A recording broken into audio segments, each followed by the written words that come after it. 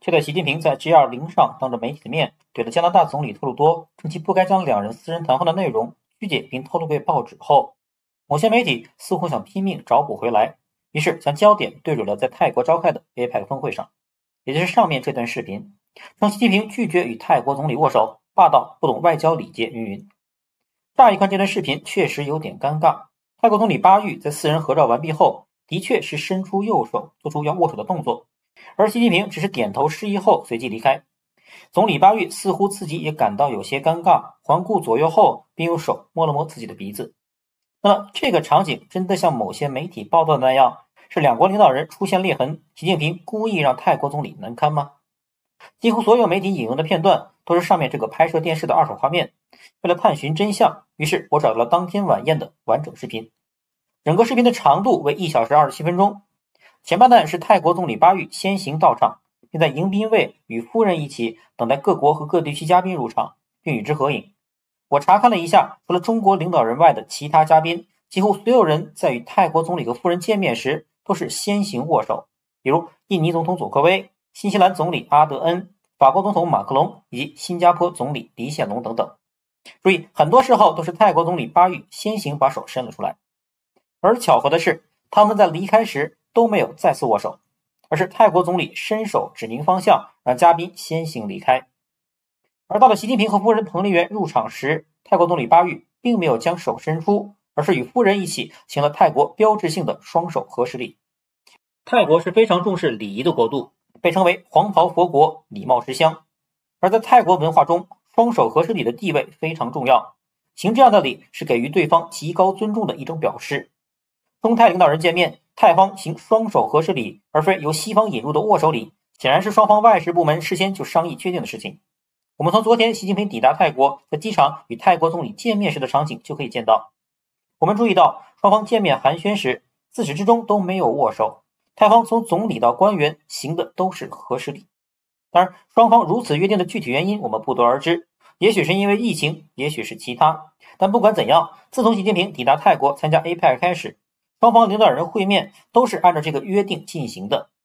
直到在这次晚宴合照后出现的那个略显尴尬的握手场面。我们再来看一下合照后的那个握手画面。在双方合照后，泰国总理先是鞠躬示意，习近平点头回应，而后泰国总理便伸出了右手。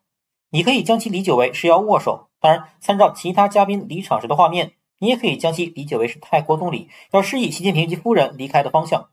这个我们不是当事人，各位见仁见智。而巴育在将手收回后，似乎还停留在原地等待着谁，而后经过总理夫人提醒，中国领导人已经是压轴出场的最后一位嘉宾时，巴育才恍然大悟，而后与夫人一同离开并步入会场。所以从中方的角度讲，即便巴育伸出的右手是真的要握手，习大大并未意识到，也是按照之前双方的约定进行的，并非失仪之举。而泰国方面，也许是泰国总理巴育第一次连续接待如此之多领导人的缘故，与有些国家的约定是行合十礼，有些国家则是行握手礼，有些则是握手合十随机而行，搞得巴育老先生着实有些头晕。晚宴视频中还有个细节就可以证明，就是在稍早当印尼总统佐科威抵达时，在拍照前先是与巴育握手，而后却在拍照之后冷不丁来了个双手一并，行了个合十礼。但这个合十礼却并不标准，伸得太过向前，让巴育误以为是要握手，而当巴育伸出手要去握时，佐科威立刻又缩了回去。这个画面同样很是尴尬。而反观总理夫人却是头脑格外清楚，当即双手合十并还礼。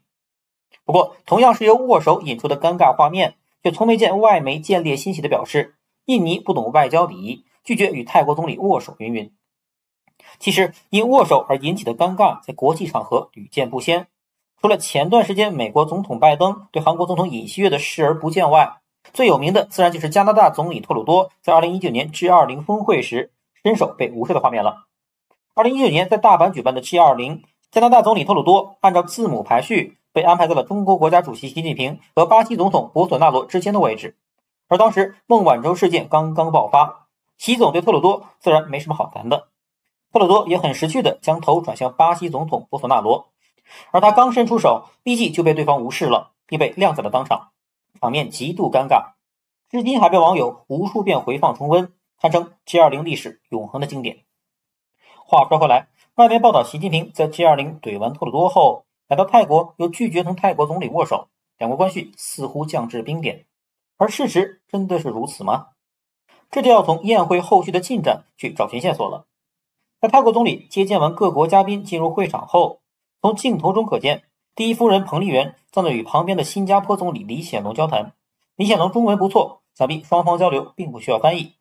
而习近平则是站立着与过来打招呼的越南国家主席阮春福和夫人交谈，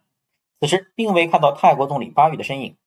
原因是他正在准备登场致辞。สวัสดีครับใต้ฝ่าลงที่พระบาทท่านผู้นำเอเปก致辞之后，他回到了座位。我们注意他所坐的位置，这个角度看不太清，我们换一个来看。这个镜头非常清晰地呈现出来，巴育与习近平临近而坐，两边则是双方的夫人，而且两人一直在通过翻译交头接耳，相谈甚欢，看起来并未因为刚才尴尬的握手而受到任何影响。而且随着晚宴现场节目的进行，双方的交流始终都在进行着。